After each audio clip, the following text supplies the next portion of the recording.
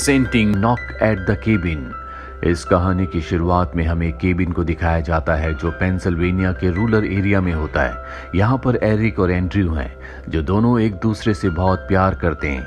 इनके साथ 7 साल की एक लड़की भी होती है जिसे इन्होंने अडॉप्ट किया है। इस बच्ची का नाम वैन होता है जिसे दोनों के दोनों बहुत प्यार करते हैं। और वैन जब ग्रास हुपर्स को जंगल में पकड़ रही होती है तभी उसके पास एक आदमी आता है जिसका नाम लियोनार्ड है। लियोनार्ड वैन से बात करना शुरू करता है लेकिन बार बार वो जंगल की तरफ देख रहा होता है और तभी जंगल से 3 लोग आते हैं जिनके पास अजीब से हथियार भी होते हैं। वैन ये देखकर डर जाती है और वो अपने घर जाती है जहाँ पर एरिक और एंड्रयू को सब कुछ बताती है।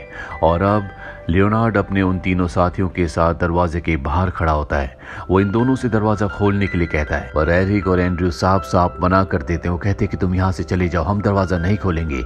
लियोनार्ड कहता है कि मुझे बहुत जरूरी काम है। एरिक और एंड्रयू के पास गन तो है लेकिन इस वक्त वो बाहर गाड़ी में है। ये हेल्पलाइन पर कॉल भी करते हैं लेकिन यहाँ पर कवरेज नहीं होता। और जब एरिक और एंड्रयू बहुत देर तक दरवाजा नहीं खोलते तो बाहर जितने भी लोग होते हैं वो अपने हथियारों से इनकी लकड़ी की दीवारों को तोड़कर अंदर आ जाते हैं। एंड्रयू और एरिक इनके ऊपर हमला करते हैं पर हैरानी की बात यह होती है कि इनमें से कोई भी इनके ऊपर हमला नहीं करता। और तभी एरिक गिर जाता है जिससे उसके सर पर चोट आती है। इन चारों में से जो 2 लड़कियां हैं उनमें से एक नर्स है, वो एरिक की मदद करती है। एरिक को जब होश आता है तो वो देखता है कि उसे और उसके साथी को बांध दिया गया है। उनके बीच में उनकी अडॉप्टेड बेटी भी होती है। और तब लियोनार्ड इन्हें बताता है कि हम यहाँ पर तुम्हें नुकसान पहुंचाने के लिए नहीं आए। बहुत जल्दी इस दुनिया में बहुत बड़ी मुसीबत आने वाली है और तुम तीनों में से किसी एक को अपनी जान देकर उस मुसीबत को टालना होगा। नर्स बताती है कि मैं बहुत दूर से आई हूँ और यहाँ तक पहुँचने के लिए मुझे अपना सब कुछ बेचना पड़ा। लियोनार्ड कहता है कि मैं एक टीचर हूँ, साथ ही मेरा बार भी है। लियोनार्ड के साथ जो दूसरा आदमी होता है वो बताता है कि मैं एक गैस कंपनी में काम करता हूँ। पहले मैं बहुत बुरा इंसान था पर अब पूरी तरह से बदल चुका हूँ। लियोनार्ड के साथ जो दूसरी लड़की होती है वो बताती है कि वो एक होटल में काम करती है, वो बहुत अच्छा खाना बनाती है। दरअसल वो एक कुक है। और अब यहाँ पर एरिक को और एंड्रयू को लगता है कि इनके माता पिता ने इन्हें यहाँ पर भेजा है क्योंकि वो नहीं चाहते कि ये दोनों एक साथ रहें। दरअसल एरिक और एंड्रयू गे हैं और उन दोनों ने हमेशा एक साथ रहने का फैसला किया है, इसीलिए वो पेंसिल्वेनिया के इतने रिमोट एरिया में आकर रह रहे होते हैं। यहाँ पर जो लियोनार्ड होता है वो इन सब को बताता है कि हम सब ने विजन्स देखे हैं जिसमें हमने देखा कि दुनिया पूरी तरह से तबाह हो गई। दुनिया में पेंडेमिक आया, आकाश नीचे गिर गया और पूरी धरती पर डार्कनेस फैल गई। और अगर हमें इसे बचाना है तो तुम तीनों में से एक को अपनी कुर्बानी देनी होगी और ऐसा तुम में से किसी एक को अपनी मर्जी से करना होगा क्योंकि अगर तुम्हें कोई मारता है तो उसका कोई मतलब नहीं होगा। हम चारों एक दूसरे को नहीं जानते थे लेकिन हम चारों ने एक जैसे विजन देखे। हमने देखा कि दुनिया किस तरह से तबाह हुई और उन्हीं विजन्स के कारण हम चारों एक दूसरे से मिले। इन्हें लियोनार्ड की तबाही वाली बात पर बिल्कुल यकीन नहीं होता। लियोनार्ड इन्हें बताता है कि सबसे पहले समंदर में बड़े बड़े तूफान आएंगे जिससे चारों तरफ पानी फैल जाएगा। पानी फैलने के बाद इस दुनिया में बहुत बीमारियां फैलेंगी। बीमारियां फैलने के बाद पूरी दुनिया में अंधकार हो जाएगा जिसके बाद इस पूरी दुनिया में रहने वाला हर एक इंसान मारा जाएगा। लेकिन इतनी तबाही के बाद भी तुम तीनों बच जाओगे और तुम तीनों इस दुनिया के आखिरी 3 इंसान होंगे। लेकिन अगर तुम तीनों में से कोई भी हमारी बात मानता है तो हम पूरी दुनिया को बचा सकते हैं। एरिक और एंड्रयू इनकी बातों पर विश्वास नहीं करते इसीलिए इनकी बात मानने से मना कर देते हैं। और तब इन चारों में से एक जो कि गैस कंपनी में काम करता था इनके सामने बैठ जाता है। उसके साथी उसे मार देते हैं और जब उसकी मृत्यु होती है तो एरिक को उसके पीछे एक रोशनी में आकृति दिखती है। हालांकि अब भी इन्हें विश्वास नहीं होता लेकिन ये सब के सब अब बहुत बुरी तरह से डर चुके हैं। जिसके बाद लियोनार्ड इन्हें टीवी पर न्यूज़ दिखाता है जिसमें बताया जाता है कि समंदर के किनारे बड़े बड़े तूफान आ रहे हैं जिससे कई सारे लोगों की मृत्यु हो चुकी है। हालांकि एरिक के साथी को यानी कि एंड्रयू को उनकी बातों पर विश्वास नहीं होता लेकिन एरिक को अब कहीं ना कहीं उनकी बातों पर विश्वास है। यहाँ से कहानी हमें पास में दिखाई जाती है जहाँ पर एंड्रयू और एरिक जो दोनों एक दूसरे से प्यार करते थे, एक दूसरे के साथ रहना चाहते थे लेकिन इनके पेरेंट्स ने इन्हें ऐसा करने से मना कर दिया। पर कुछ टाइम के बाद इन्होंने तय किया कि ये एक साथ रहेंगे और इसके बाद इन्होंने इस बच्ची को अडॉप्ट किया और उसे लेकर पेंसिल्वेनिया के इस रिमोट एरिया में इस केबिन में रहने के लिए आ गए।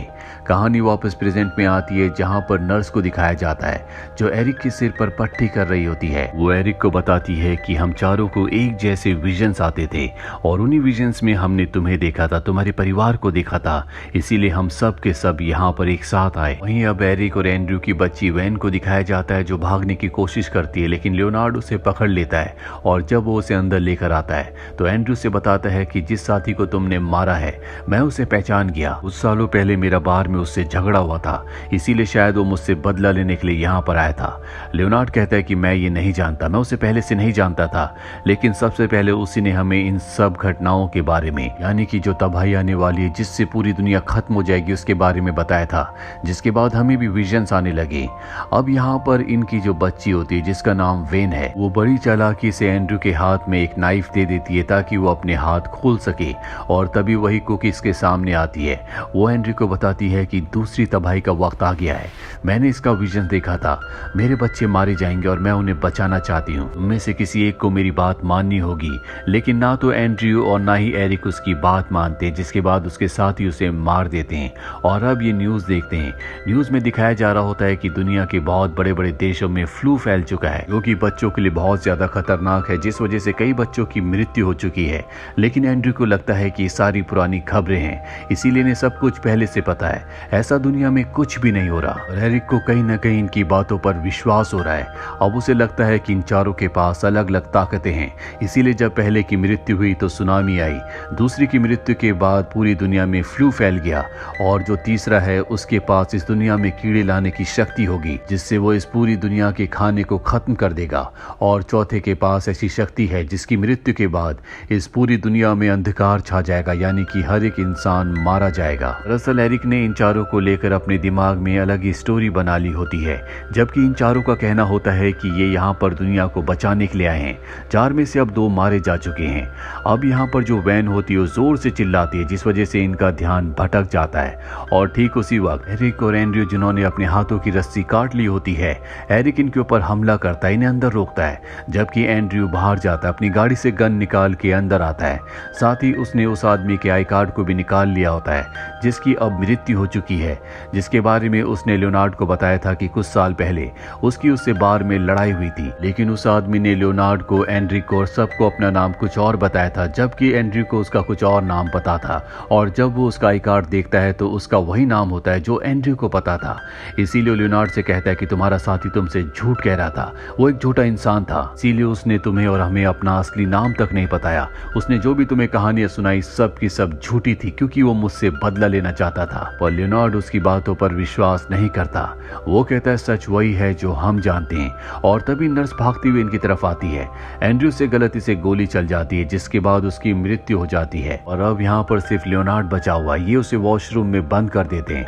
लेकिन कुछ ही देर बाद इन्हें वॉशरूम से कांच टूटने की आवाज आती है, इन्हें लगता है कि वो भाग गया। और जब एंड्रयू दरवाजा खोलता है तो लियोनार्ड वहीं पर होता है, वो उसकी गन छीनकर उसी पर तान देता है। और तभी टीवी पर न्यूज दिखाई जाती है कि दुनिया में कई जगहों पर अपने आप ही प्लेन नीचे जमीन पर गिर रहे हैं जिससे कई लोगों की मृत्यु हो चुकी है। और जो लेडी न्यूज पढ़ रही होती है ठीक उसी तरह से यहाँ पर लियोनार्ड भी एक एक शब्द बोल रहा होता है क्योंकि उसने इस न्यूज को पहले ही अपने विजन्स में देख लिया था। और एंड्रयू को अब भी उसकी बातों पर विश्वास नहीं हो रहा होता, लेकिन एरिक को उसकी बातों पर विश्वास है। इसके बाद लियोनार्ड बाहर जाता है और वो अपने आप को खत्म कर देता है और अब उसकी भी मृत्यु हो चुकी है, जिसके बाद आसमान में दिखाया जाता है कि पूरी तरह से काले बादल छा चुके हैं। लियोनार्ड ने इन्हें मरने से पहले बताया था कि मेरी मृत्यु के बाद तुम्हारे पास कुछ ही मिनट्स होंगे, तुम्हें वैसा करना होगा जैसा हमने तुम्हें कहा है, नहीं तो पूरी दुनिया खत्म हो जाएगी।